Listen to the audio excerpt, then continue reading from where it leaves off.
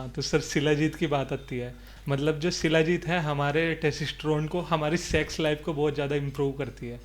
तो और अगर हम जिम में जा रहे हैं तो हमें शिलाजीत लेना चाहिए। तो सर क्या है, मतलब शिलाजीत के बारे में बताइए कि करती क्या है इसका, वाकई में वर्क क्या है इसका। शिलाजीत एक्चुअली में वर्क करती है, ये तो मैं डिनाई नहीं करूँगा। ओके।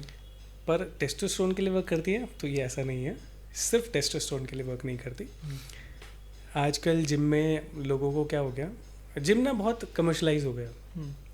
जो एक्चुअली में आपको ट्रेन कर रहे हैं, आप उनसे पूछो कि उनके क्या एफिशिएंसी है, या वो क्या किस लेवल पे आपको सर्टिफाइड है कि नहीं है। हर कोई सेम लेवल पे, आपको सेम प्रोटीन खाना है, आपको शिलाजीत खाना है, आपको अश्वगंधा खाना है, आप ये खा लो, ये रहा कैप्सूल, ये उठाओ डेली खा लो। एक पाउडर ऐसा बन होता है। जाता है कि अश्वगंधा, सताव और सफ़ेद मूसली एंड देन शिलाजीत की एक एक चम्मच रोज लो। अगर किसी को हाइपर एसिडिटी है ना, तो उसको ब्लीडिंग पाइल्स हो सकता है उससे।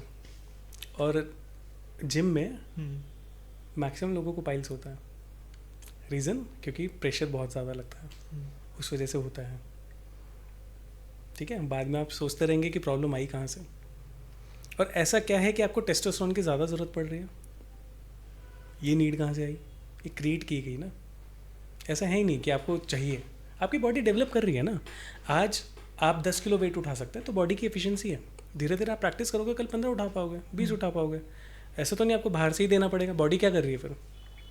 और शिलाजीत इतना पोटेंट हर्ब होता है, इतना पोटेंट होता है कि उसकी डोसेज बहुत बहुत प्रैक्टिकली और बहुत माइन्यूटली देनी होती है। आप कुछ भी यूज़ नहीं कर सकते, गड़बड़ हो जाएगी। मैंने बहुत सारे केसेस देखे, आते ही हैं अश्वगंधा से रिलेटेड, शिलाजीत से, दुनिया भर के आते हैं। सबकी प्योर है, सब में शिलाजीत रेजिन दे रहा है, कोई कहाँ से ले रहा है। हिमालय में इतनी बची भी नहीं हुई जितना शिलाजीत आ गई है। सबको मिल रही है, हर जिम में शिलाजीत शिलाजीत शिलाजीत चल रही है। बट ऐसा नहीं है, ऐसा नहीं है। आप क्या चीज़ है, देखो, जो आप न्यूट्रिशन आपको चाहिए वो आपके खाने से आना है जी। आपके रूटीन से आना है, जो आप एक्सरसाइज करो उससे आना है। आपको कोई प्रोटीन की ज़रूरत नहीं है। आपकी बॉडी में जितना प्रोटीन है पहले उसको यूटिलाइज़ करो, जो फैट है पहले उसको यूटिलाइज़ करो। ऐसा नहीं कि आपने जिम जाना है तो प्रोटीन शुरू करना है। क्यों करना है, रीज़न पूछो ना, क्यों करना है। आप एक बार कभी पूछ के देखो अपने ट्रेनर से कि प्रोटीन क्यों चाहिए। उसका आंसर होगा कि मसल बिल्डअप होगी। मसल बिल्डअप कैसे होती है प्रोटीन से, कैसे होगी।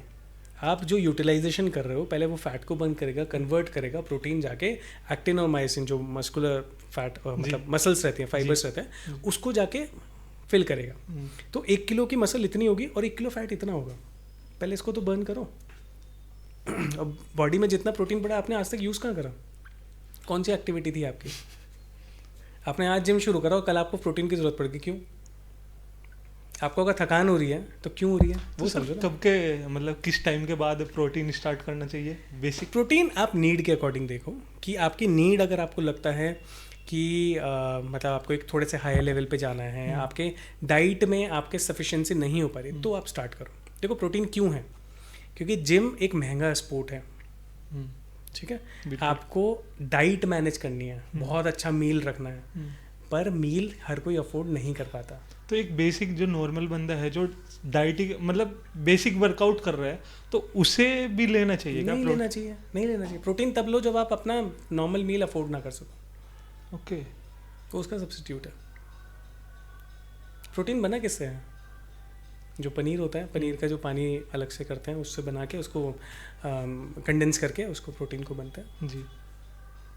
तो क्या आपके खाने से आपको नीड नहीं मिल सकती, मिलती है। बिल्कुल एकदम रॉ फॉर्म में आप लोगे, आपका डाइजेशन अच्छा नहीं है, गट अच्छा नहीं है, तो कहाँ से डाइजेस्ट करोगे आप। जी जी। 1 स्कूप ले लो, 2 स्कूप ले लो, पेट का पता ही नहीं है क्या हो रहा है। पता चला पेशेंट कॉन्स्टिपेटेड है, वो प्रोटीन पे प्रोटीन खाया जा रहा है, फिर उसके साइड इफेक्ट्स भी हैं, है ना। कॉन्स्टिपेशन बहुत कॉमन है, आप जिम कंडीशन में, पाइल्स बहुत कॉमन है, एक्ने बहुत कॉमन है ना।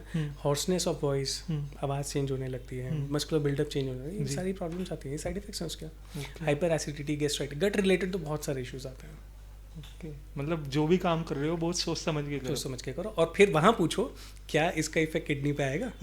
वहाँ पूछो, है ना, तब आप बताओ कि है कि नहीं है। लोग प्रोटीन खा रहे हैं, प्री वर्कआउट खा रहे हैं, क्रेटिनिन खा रहे हैं, तो काफ़ी सारी चीज़ें, काफ़ी सारे सप्लीमेंट हैं जो कि दुनिया भर के हैं। अब तो शॉप बन चुकी है, आप किसी भी जिम में जाओ एक शॉप बनी होती है, उनका एक एरिया होता है काउंटर के पीछे उनका, जहाँ पे अच्छा आज आप ये ले लो, ये ले लो, सारी चीज़। प्री वर्कआउट क्या करता है, कार्डियक रेट को इंक्रीज कर देता है। आपको नीड है तो लो ना, आपको क्यों बढ़ाना अपना कार्डियक रेट? ये बिल्कुल।